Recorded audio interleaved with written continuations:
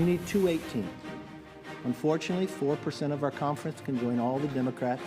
You all know Matt Gaetz. You know it was personal. It was all about his ethics. Nancy Mace is a whole nother story. Okay, well, she was on The View saying I didn't keep my word. Judge me by my enemies. Welcome back to America Decides. That was Kevin McCarthy with a few choice words for his Republican detractors, who say the decision to oust him as House Speaker was strictly business.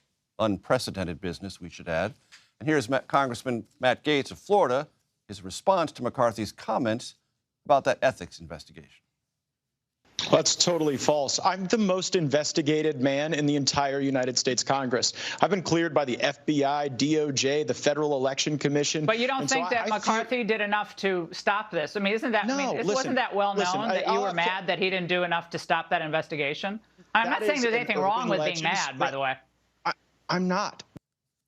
Margaret Brennan and Jonathan Martin joins us out of that chaotic little conversation. Margaret is, of course, CBS News' chief foreign affairs correspondent and, importantly, the moderator of Face the Nation. Jonathan, we affectionately refer to him as J. Mart, is senior political columnist for Politico. So there are times when a Sunday show has the interview of the week. Face the Nation had the interview of the week last Sunday with Kevin McCarthy. You conducted that interview, Margaret. You took stock of the speaker then. Your assessment of what's happened since. I mean, it's a stunning turn of events between Sunday morning and where we heard him. He was confident. He at least expressed confidence to you. Maybe he was a poker face, but he was there. No, it was a victory lap, having pulled many rabbits out of many hats, as Senator Cornyn had said, and keeping the government funded, keeping the lights on, and what had seemed to be, all of us careening towards a government shutdown. And in that 11th hour, pulled it off, doing so with more Democrats than Republican votes, something that ended up being fairly central to the conversation we had the next morning. But it was overshadowed that morning in some ways by his nemesis, Matt Gaetz, going on 2 networks and saying he was going to issue this motion to vacate, which, of course, we know as part of that package to become Speaker, McCarthy had allowed for just one individual to initiate that process. But it was the course of that conversation that apparently changed some minds within the Democratic Party about whether they would help to keep him in power or not, because you had to get to that 218. And some Democrats I've heard were a little put out, to put it mildly, when Speaker McCarthy did not suggest to them that they were helpful. Right. He scorned them. And they took that personally and said, wait a minute, we just helped you, and now you're laying down some fire against us? That didn't seem to ease the situation he was walking toward. No, and it was a choice, and I think you can see, and of course, anyway, I was a little surprised at the choice he made and how he presented the argument, because you could have come forward and said, a majority of the Republican caucus voted for this. That would have been factually correct. And then said, and Democrats voted with us, and this is bipartisan. And that, at the end of our program, when we talked to Brian Fitzpatrick of the state of Pennsylvania, part of Problem Solvers, he was making the argument that this continuing resolution that was bipartisan proved bipartisanship was still viable. And a vote against McCarthy would have been a vote against that concept. McCarthy himself, though, didn't embrace that concept in our conversation. He went straight at Democrats. And it was a choice. I don't know why. But rhetorically, it is something that did trip him up, it would seem, given that the Democratic caucus used that as a rallying point while making the decision to get to that vote, to vote down McCarthy. Jonathan, I want to bring you into the conversation. One of the specialties you have at Politico is taking what seem to be disparate events and putting together in a seamless pattern. What patterns, if any, do you see in the rise and then subsequent fall of Speaker McCarthy? I think Kevin McCarthy is caught in history's fast rapids, Major, that he is a nice enough fellow who probably in an earlier time would not have risen to the speakership. But the party's in a place now where it wanted somebody that could try to, walk this line on Trump and Trumpism and appeal to folks who like President Trump and the caucus, and also appeal to people who don't like President Trump. But he was never willing to pick a side on that great fight.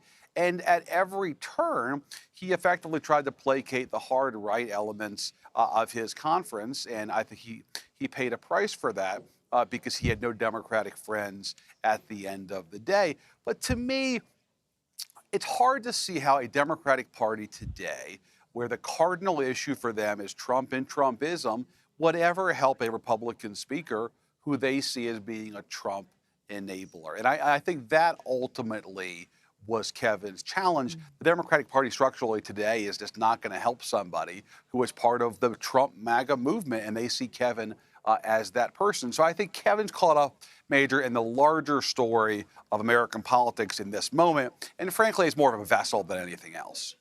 And I was texting with some Democrats today, Jonathan. I imagine you've heard some similar sentiments who said, well, Kevin McCarthy raised hundreds of millions of dollars in the last cycle for House Republicans. He knows districts around the country as well as any Republican. So from a strategic point of view, for Democrats, why would they help him stay on the field? It's better for them if he's off the field. Well, I heard that from some pro-McCarthy sources myself today. I said, look, they said even if Kevin hadn't brought up the impeachment inquiry after Labor Day when Congress reconvened, the Democrats still would have collectively come for him because they don't want him to be on the field, as you put it, next year. They'd rather have a chaos narrative in the House than have somebody that can raise a lot of money against them.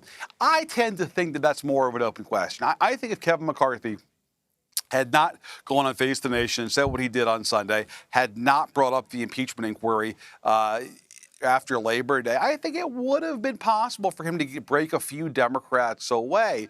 But again, if you're a Democrat in the House and you look at everything Kevin has done, starting with January 6th in the aftermath, where he goes back to Mar-a-Lago that month and effectively offers Trump forgiveness, at every turn, Kevin has, enabled Trump. And if you're a Democrat, that really is a line that can't be crossed. Margaret, one of the driving forces of the Sunday show and Face the Nation is to try to go to the people who have the answers. Mm-hmm. As far as I can tell, the big question, what happens next? There's no one to book. Who has the answers, right? Having made a few calls myself this morning to people on the Hill, they are also having this conversation of how does this actually function when you have an acting speaker? What does that mean in the line of succession? What does that mean in terms of what we can actually do before there's an elected speaker, in terms of actually getting the people's work done, which, by the way, the politics around this are fascinating, but there's actual policymaking that needs to be done. We don't have a defense bill that is passed into law. No one knows right now how to bring a bill to the floor.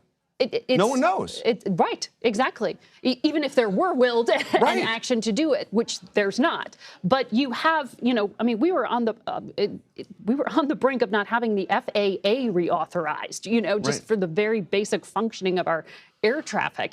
That's where we are. Basic governance, not even talking about changing border policy or Ukraine aid. A lot of the people's work is not getting done. And now there's this question of what can get done in the 40-odd days we have left before that November 17th continuing resolution expires. There is work being done behind the scenes. Sources have been telling me to coordinate with the Senate to try to move something along so that when there's a speaker, we aren't quite on the brink of shutdown. Try to get things ready. Get things ready, exactly, to hand off. But then you get us back to, as we're talking about, what is the alternative to Kevin McCarthy? And is that in any way more acceptable to Democrats and Republicans to vote on whatever it is that next speaker brings forward? Exactly. Jonathan, about the minute we have left, how do you think the White House views this? And do you think this is a net plus in the context of a Biden-Harris reelection bid? I think it is in the short term, in the sense that it takes the attention off of Biden's troubles, namely his unpopularity and paltry approval ratings, and focuses on the Republican disarray. But I think, as Margaret points out, it creates a challenge for Biden in the medium term. Namely, how is Biden going to get the government funded next year? How is Biden going to get the money Ukraine desperately needs here out the door in the next few weeks? Major, you tell me the Republican speaker who is sworn in takes that gavel, and the first thing he or she does as speaker is to try to jam through an omnibus and a package for Ukraine. That's not going to go over that well in the GOP caucus in the House. So it's going to be a real challenge here for the next few weeks to get those basics done. I think what you'll see is an effort to pair a border security bill with Ukraine funding to try to sweeten it for the House GOP. I'm still not sure that they can get Ukraine through, even with a border security bill attached to it.